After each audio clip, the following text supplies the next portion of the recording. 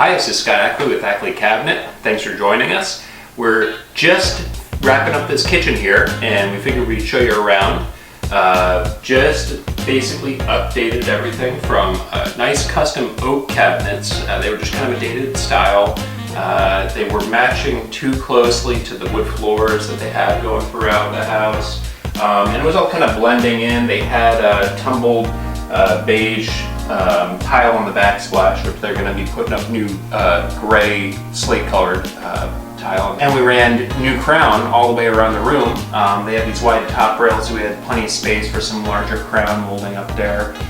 Painter's going to be coming and matching the sheetrock crown, as we call it, to the trim paint in the room.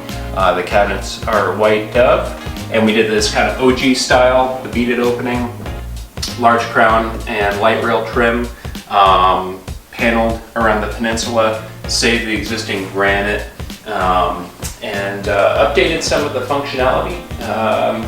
For example, down on this end here, there was a drawer with a door and no panels, and so we got rid of the drawer and did these pull-outs inside. So these are nice and functional, so easy to access everything, but now all the lines carry across the back of the peninsula there. All of these cabinets over here, same thing, had drawers and doors below, which we switched to these nice wide drawer boxes, so it's easy to get to everything. And down at the pantry, updated all the pull-outs as well, so these are nice and easy to get to. Great for storing everyday items and appliances, and just imagine being able to just get to everything that was in that back corner that's usually buried without those rollouts. So